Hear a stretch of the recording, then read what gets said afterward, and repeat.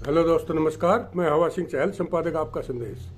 दोस्तों, बहुत दिन से आपसे मुखातिब हुए न्यूज़ बताना चाहता था, लेकिन अब देख रहा हूँ, आप सभी देख रहे हैं। आजकल जो टीवी चैनल जो कुछ भी हुआ खड़ा कर रहे हैं, क्या आपको अच्छा लगता है? जब भी टीवी खोलो एक ही बात, अगर टीवी चैनल पर नज़र कहीं भी डाल लो, आप किसी भी चैनल पर, इक्का दुक्का चैनल छोड़ के जितने भी न्यूज़ चैनल हैं, ये हो क्या रहा देश के अंदर दोस्तों? मानव संसाधन की बजाय अब आपको क्या परोसा जा रहा है? ज्ञानवापी, मंदिर, मस्जिद, गुरुद्वारे, चर्च, धार्मिक भावनाएं भड़काने में न सरकार कम है और न ही मीडिया। सब एक दूसरे को पछाड़ने में लगे हुए हैं। क्या इससे देश तरक्की करेगा? जितना खर्च मंदिर मस्जिदों की खुदाई में लगने लग रहा है, क्या ये सरकार के काम है? वो पैसा अगर जन स्वास्थ्य या सिंचाई पर खर्च किया जाए, या खुदाई ड्रेनें खोदी जाएं, कोई और सड़कें बनाई जाएं, तो कैसा रहे? आज देश किस दौर से गुजर रहा है, इसका परिणाम कुछ वर्षों बाद देखने को मिलेगा, और इसका खामियाजा देश को भुगतना पड़ेगा।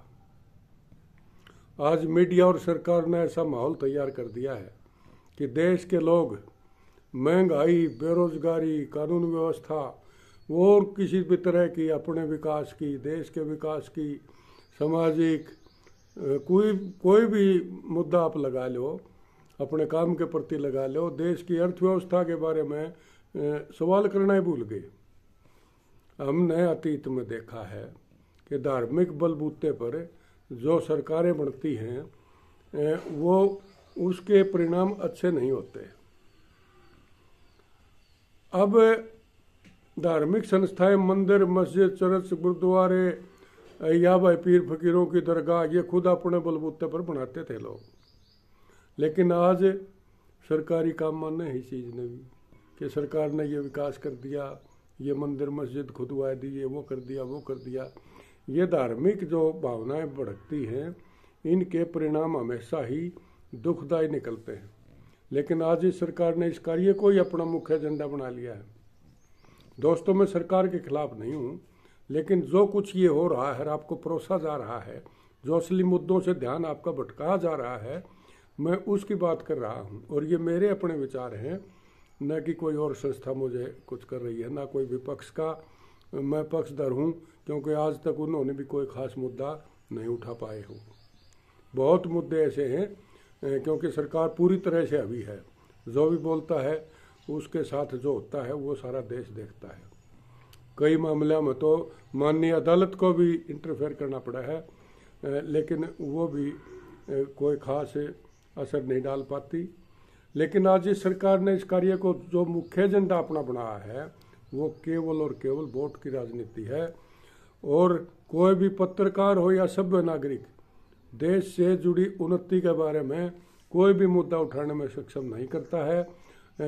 नहीं है। और अगर कोई मुद्दा उठाने की कोशिश करता है तो उसे विपक्ष का चमचा या गद्दार घोषित करने की पूरी कोशिश की जाती है। और ये सब सोची समझी राजनीति के तहत हो रहा है। दोस्तों, इसमें कोई दो राय नहीं है कि देश का पूंजीपतियों का जो मीडिया है, वो पूरी तरह से खास एजेंडे पर काम कर रहा है। हर चीज़ का पोलराइजेशन हो रहा है।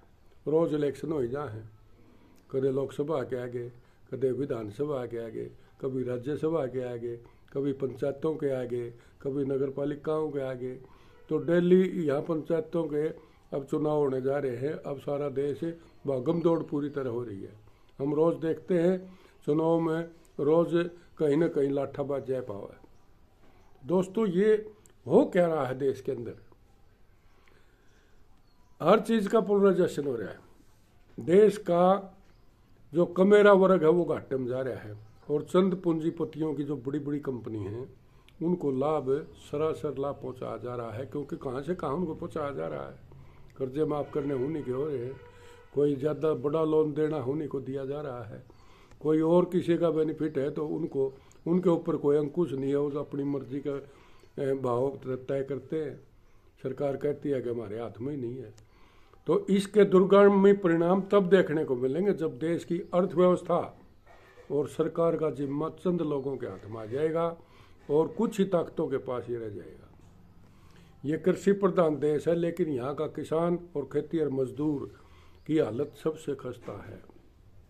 दोस्तों, मजदूरों का तो यह हाल है कि उन्हें केवल 5 किलो सरकारी अनाज और जो कुछ डिपो वगैरह में थोड़ी बहुत सरकारी सहायता मिला है ना, लोग उस पर निर्भर हो गए हैं पूरी तरह से। और नई नौकरियों में कटौती हो रही है, बहुत कम नौकरियां रहेगी, ठेकेदारी प्रथा बढ़ रही है, अधिकांश राज्यों में पुरानी पेंशन स्कीम बंद की जा रही है। तो बहुत सा एक में अब खोली है, लेकिन वो भी अभी इम्प्लीमेंट अभी नहीं हुई है, घोषणा जरूर हो चुकी है। लेकिन लोगों को ऑनलाइन फॉर्म में मुड़ जा के रख दिया है, आज ये करके लाओ, आज वो करके लाओ। रोजाना हम देखते हैं जितने भी CSC खुले हुए हैं, जो कंप्यूटर सेंटर हैं, उन पर लोगों की भीड़ लगी रहती है। आज ये करवाओ, आज वो करवाओ, आज ऑनलाइन कराओ, आज फलाने फार्म भरो, सारे उलझा के रख दिए। और फिर लोगों को इतनी नॉलेज है नहीं। आधार कार्ड बने तब उन्होंने अपनी मर्जी से उसमें उम्र लिख दी। अब अनपढ़ आदमियों को क्या पता ये क्या लिख रहे हैं, फार्म पर गुट्ठा लगवाया और उसका करवा दिया। कईयों के दस्तखत करवा लिए अपनी मर्जी से, उन्हें भरिया। लोगों को पूरी तरह जागरूक नहीं किया गया कि आधार कार्ड ये कितनी ज़रूरी डॉक्यूमेंट है। सबकी उम्र गलत।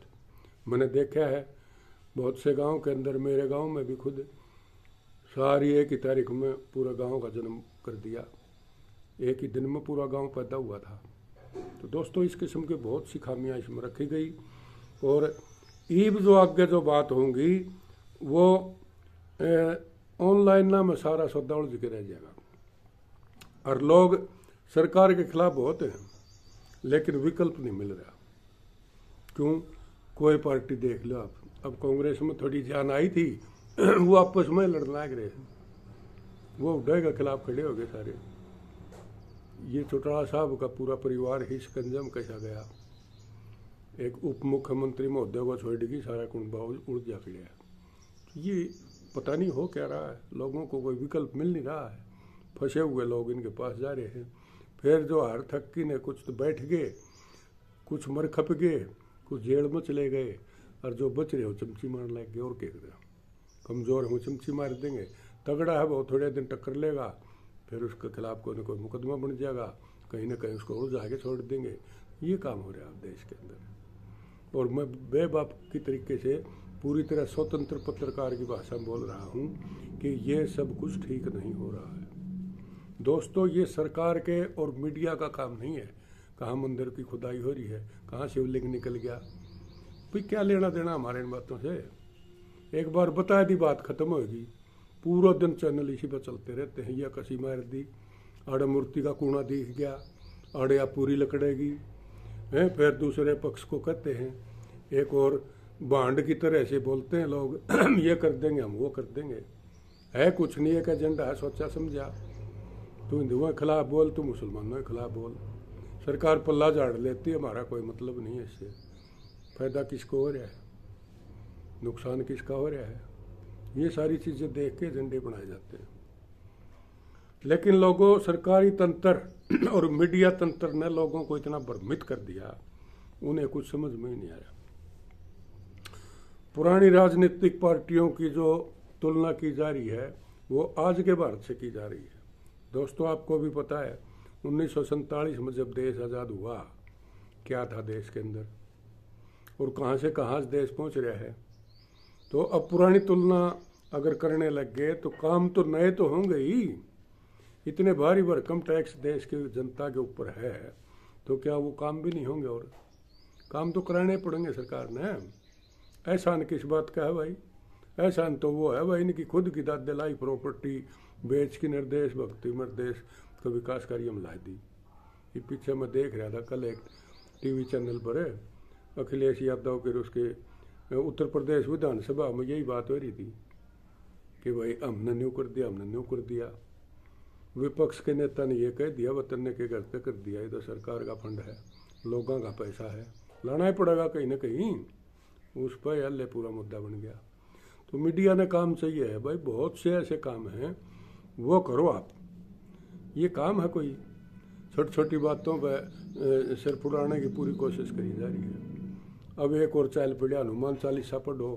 भाई ये देश आज तक भी तो चल रहा था, हनुमान चालीसा लोग अपने घर हम पढ़े हर दे, इवनिंग को हम तो उड़ा पढ़ाएंगे, अगला बार न जाएगी। ये हो क्या रहा है यार, समझ में बात नहीं आ रही कुछ। क्या एजेंडा है ये? और किस तरह लोग वोट दे देते हैं ऐसे लोगों को, जो दूसरे घर हम जाके नो मैं तो 13 बार ना गया हनुमान चालीसा पढ़ूंगा। ये क्या समझ में बात नहीं आई भाई, ये क्या एजेंडा है? हनुमान चालीसा पढ़नी तेरे घर में पढ़, मंदिर में पढ़, सारा दिन हनुमान चालीसा चलाओ, सुनो। कौन पूछा है भाई इस बात ने? किसी ने पढ़नी है, किसी ने सुननी है, किसी ने नहीं सुननी है, उस गल्ला भी धक्का क्यों कर रहे हो? अब वो लाउड स्पीकर तरवा दिए, क्योंकि मंदिर गुरुद्वारे मस्जिद इन सारे में लाउड स्पीकर की आवाज़ आ कर दी, ताकि जो आदमी काम लग रहा हो भी इस बहाने से अपने देवी देवता और भगवान परमात्मा या खुदा का नाम ले ले, उसको याद रखे, इसलिए वो ऊंची आवाज़ में कराया कर दे। अब वो कान फोड़ू धोतुआ का नाम लेगी और वो बंद करवा दिए। तो अब ये इसका मतलब तो या तो ये है कि भाई ये कंपलसरी एजेंडा कर दो कि सब ने आप अपना घर में ये करने पड़ेंगे हैं, क्योंकि जो सार्वजनिक जगहों पर होया कर दे उसकी टाल होगी। तो इस तरह का जो माहौल बनता आ रहा है देश के अंदर, ये पता नहीं क्या सिस्टम क्या है ये, और ये कहाँ तक जाके रुकेगी ये बात। तो दोस्तों अब देख रहे हैं कई पत्रकार भी, कल मैं बहस सुन रहा था एक खास चैनल पर, वहाँ कई पत्रकार इकट्ठे थे मेरे साथी, वो अपनी अपनी बात बता रहे थे। उनका भी कहना यही था, वह मुख्य एजेंडों से देश को भटकाया जा रहा है और कुछ ऐसे एजेंडे लेके आ रहे हैं कि जिनका कोई पंज सराहना ही नहीं। ये देश की तरक्की की बातें नहीं है। ये हिंदू मुसलमान सिख ईसाई, अब कहीं खालिस्तान की मांग खड़ी हो जाएगी, कहीं कश्मीर में दंगे भड़क रहे हैं। अच्छा एक बात आपने देखी, पूरा देश गीत गान लाग रहा है, कश्मीर फाइल बना दी, कश्मीर फाइल बना दी, इवन बोले दिल्ली दंगे फाइल बनावांगे। यूँ काम रहेगा क्या? रखो बढ़िया काम बनाओ ना, कोई बढ़िया स्कूल बनाओ, बढ़िया इंस्टीट्यूट बनाओ कोई ना कोई, जहाँ बच्चे पढ़ के आगे निकलें, पूरी दुनिया के अंदर नाम करें। कोई अच्छी एकेडमी बनाओ खेलों की, वहाँ बच्चे खेलने कूदा, अच्छा नाम रोशन करें देश का। ये क्या है? 84 की बात ले आके आज थोप दो, वोट तुमको मिल जाए, बढ़िया काम कर लो। ये कहानी समझ में नहीं आती। अब ये कश्मीर फाइल बना दी, लोग तो रोज मरने लाग रहे हैं कश्मीर में। क्या फायदा हो गया वो उस कश्मीर फाइल का? जिस दिन हुआ तारी फाइल बनी उस दिन के बाद संख्या बढ़ रही है मरनिया की, रोज जवान शहीद होने लाग रहे हैं।